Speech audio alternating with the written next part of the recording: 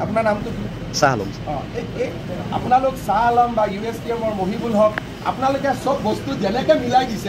নমস্কাৰ ভিউৱাৰ্ছ, আজি মুখ্যমন্ত্ৰী হেমন্ত বিশ্ব শৰ্মা ডাঙৰীয়াই কি সুধিলে সাংবাদিকৰ প্ৰশ্নৰ উত্তৰত হেমন্ত বিশ্ব শৰ্মা ডাঙৰীয়াই কি সাংবাদিকক কি সুধিলে যে তেওঁৰ নামটো কি, সেই নামটো লৈ এতিয়া তোলপাৰ লাগি গৈছে।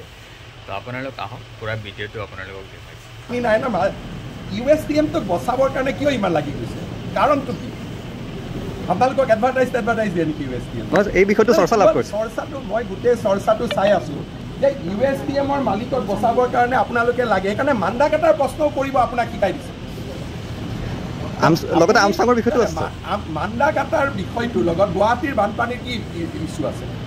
মান্দাকাটাৰ পৰা গুৱাহাটীত পানী আহিলেতো ব্ৰহ্মপুত্ৰ পাৰ হৈ আহিব লাগিব, কিন্তু আপোনালোকৰ ব্ৰেইনটো ইমান প্ৰয়োজন কৰি দিছে। এনেকৈ জাতি থাকিব নেকি? গোটেই বিষয়টো চাই সেউজীকৰণৰ ক্ষেত্ৰত মই সেউজীকৰণৰ বিষয় উঠোৱা নাই ন, গুৱাহাটীত পানী অহা তাৰমানে আপোনালোকৰ মাইণ্ডবিলাক কিমান প্ৰয়োজন কৰি দিছে। আপোনাৰ নামটো কি? শাহ আলম। আপোনালোক শাহ আলম বা USTMৰ মহিবুল হক আপোনালোকে সব বস্তু যেনেকে মিলাই দিছে। আমি থাকিম এইটো প্ৰতিদিনেও কৰিছে, কেইবাটাও নিউজ চেনেলে কৰিছে। মই শাহ